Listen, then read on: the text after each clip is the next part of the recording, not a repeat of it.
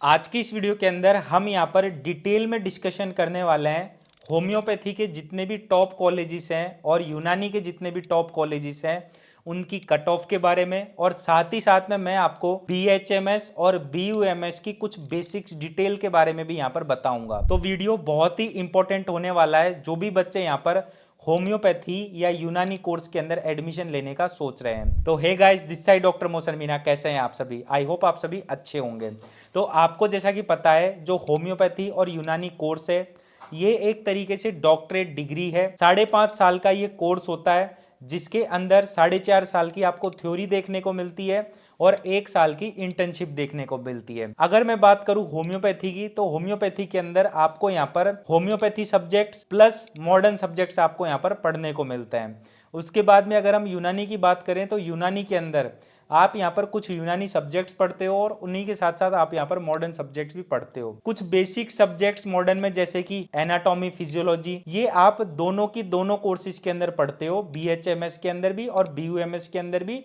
और आप यही सब्जेक्ट्स मॉडर्न वाले एनाटॉमी और फिजियोलॉजी आयुर्वेदा के अंदर भी पढ़ते हो। तो कुछ बेसिक्स मॉडर्न सब्जेक्ट जो होते हैं वो आपको आयुर्वेदा, यूनानी और होम्योपैथी तीनों पैथीज के अंदर यहाँ पर आपको पढ़ने को मिलता है। तो आपको जैसा कि पता है, आप होम्योपैथी ले लो, आयुर्वेदा ले लो, यूनानी ले लो, सोरिकपा ले लो, सिद्धा ले लो, नेचुरोपैथी ले लो, ये जितने भी कोर्सेज होते हैं ये सारे आयुष के अंदर आते हैं और इन सभी कोर्सेज के लिए आपको यहाँ पर आयुष काउंसलिंग करवानी होती है। अब ये जो आयुष काउंसलिंग होती है ये दो टाइप से होती है। सबसे पहली होती है ऑल इंडिया काउंसलिंग, जिसे हम कहते हैं AA CCC, और दूसरा होता है state counselling. All India counselling जो होती है वो 15% कोटा सीट्स के लिए होती है और 85% सीट्स के लिए आपको यहाँ पर स्टेट आयुष काउंसलिंग करवानी होती है। तो सबसे पहले ये बात क्लियर होनी चाहिए। तो देखो, आज की इस वीडियो के अंदर मैं आपको टॉप होम्योपैथी कॉलेजेस की कट ऑफ और टॉप यूनानी कॉलेजेस की कट ऑफ के बारे में यहाँ पर बात करने वाला हूँ। तो सबसे पहले हम यहाँ पर बात करेंगे NIH कोलकाता की। आपको जैसा कि पता है, नेशनल होम्योपैथी कॉलेज जो है ये आपको सॉल्ट लेक कोलकाता के अंदर देखने को मिलता है, वेस्ट बंगाल के अंदर।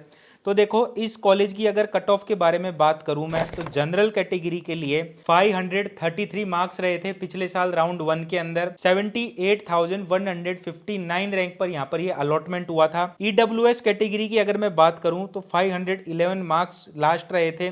98,489 रैंक पर ये अलॉट हुआ था। ओबीसी कैटेगरी की बात करें तो 502 मार्क्स पर अलॉट हुआ था। रैंक रही थी 1,06,155।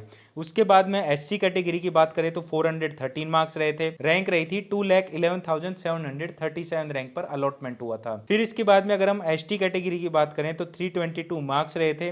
रैंक रही थी 3,70,635। तो इस तरीके से हमने यहाँ पर NIH कोलकाता की फर्स्ट राउंड की कट ऑफ देख ली जो कि प्रीवियस ईयर रही थी यहाँ पर। उसके बाद में हम यहाँ पर बात करेंगे नेहरू होम्योपैथिक कॉलेज की, जो कि आपको दिल्ली के अंदर देखने को मिलता है। इसकी जो कट ऑफ होती है वो सेंट्रल यूनिवर्सिटी से भी आपको यहाँ पर ज्यादा देखने को मिलती है। जनरल कैटेगरी की अगर मैं बात करूँ तो 581 मार्क्स रहे थे। रैंक रही थी 40,661।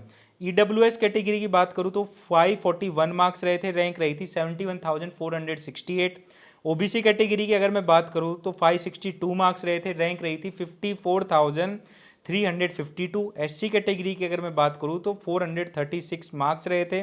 रैंक रही थी 1,80,275।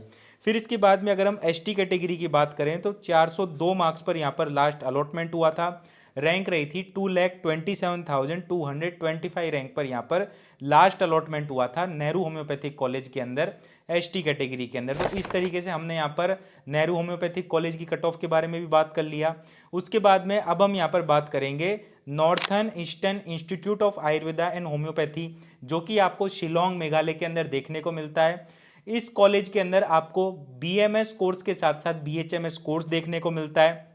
कट ऑफ के बारे में अगर मैं बात करूं तो जनरल कैटेगरी के अंदर 496 मार्क्स रहे थे। रैंक रही थी 1,12,380 रैंक। EWS कैटेगरी के अंदर 468 मार्क्स। रैंक रही थी 1,42,417। ओबीसी कैटेगरी की अगर मैं बात करूं तो 461 मार्क्स रहे थे। रैंक रही थी 1,50,122। SC कैटेगरी की अगर मैं बात करूं तो 371 मार्क्स रहे थे। रैंक रही थी 2,77,563। फिर इसके बाद में अगर मैं ST कैटेगरी की बात करूं तो 308 मार्क्स पर लास्ट अलॉटमेंट हुआ था।